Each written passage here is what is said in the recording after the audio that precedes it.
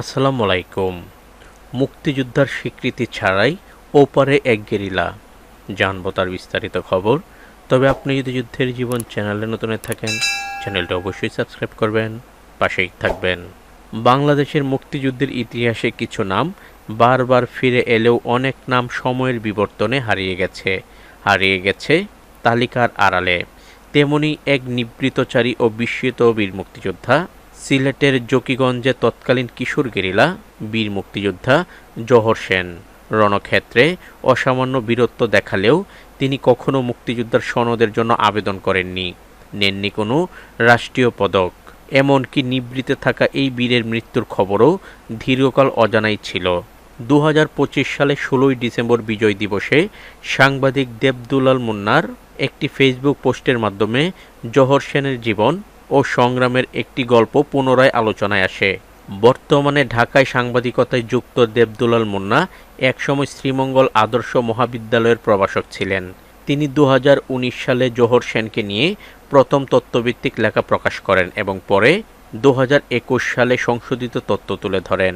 দেবদুলাল মুন্নার দেওয়া তথ্য অনুযায়ী জোহর সেন ছিলেন তৎকালীন সিলেট জেলার জকিগঞ্জ থানার এক সাহসী কিশোর। যুদ্ধের শুরুতে তিনি কুষ্টিয়া অঞ্চলের সম্মুখ যুদ্ধে অংশ নেন। পরবর্তীতে হবিগঞ্জের বহুবলে গেরিলা যোদ্ধা হিসেবে পাকিস্তানি বাহিনীর বিরুদ্ধে প্রতিরোধ গড়ে তোলেন। বিভিন্ন সূত্র ও স্মৃতিচারণা অনুযায়ী যুদ্ধকালীন তিনি 17 জন পাকিস্তানি সেনা এবং 2 জন আলবদর সদস্যকে খতম করেছিলেন। তবে এ তত্ত্বের কোনো দাপ্তরিক স্বীকৃতি নেই। দেশ স্বাধীন হলেও জোহর সেনের ব্যক্তিগত জীবন ছিল বিষাদময়। যুদ্ধ শেষে বাড়ি ফিরে তিনি জানতে পারেন তার বাবা মাকে হত্যা করা হয়েছে এবং এক নিকটাত্মীয় নির্মম নির্যাতনের শিকার হয়েছেন।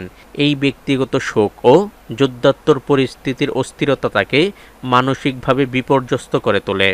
দেশ স্বাধীন হওয়ার পর নিজেকে অনিরাপদ বোধ করায় এবং আক্ষেপ থেকে তিনি কখনো মুক্তিযোদ্ধার স্বীকৃতির পথে হাঁটেননি। 90-এর দশকে তিনি স্থায়ীভাবে ভারতের আসামের করিমগঞ্জে চলে যান। দীর্ঘ প্রবাস জীবনেও তিনি তার বীরত্বগাথা নিয়ে প্রচার বিমুখ ছিলেন। 2023 সালে 24 জুন করিমগঞ্জেই এই বীরের জীবনাবসান ঘটে। দেবদুলাল মুন্না তার এক আত্মীয়ের মাধ্যমে মৃত্যুর খবরটি নিশ্চিত করেছেন। জোহর সেনকে নিয়ে প্রামাণ্যচিত্র নির্মাণের উদ্যোগ নিয়েছিলেন চলচ্চিত্র নির্মাতা কাউসার চৌধুরী, কিন্তু তা আলোর মুখ দেখেনি। জোহর সেনের ইতিহাসের অন্যতম সূত্র হল জেনারেল আতাউল গনি উসমানীর একান্ত সচিব সালেক উদ্দিন রচিত সিলেটে মুক্তিযুদ্ধ গ্রন্থটি। এছাড়া 1988 সালে জোহর সেনের একটি সাক্ষাৎকার নিয়েছিলেন দেবদুলাল মুন্না, যা তখন প্রিয় প্রজন্ম পত্রিকায় প্রকাশিত হয়েছিল।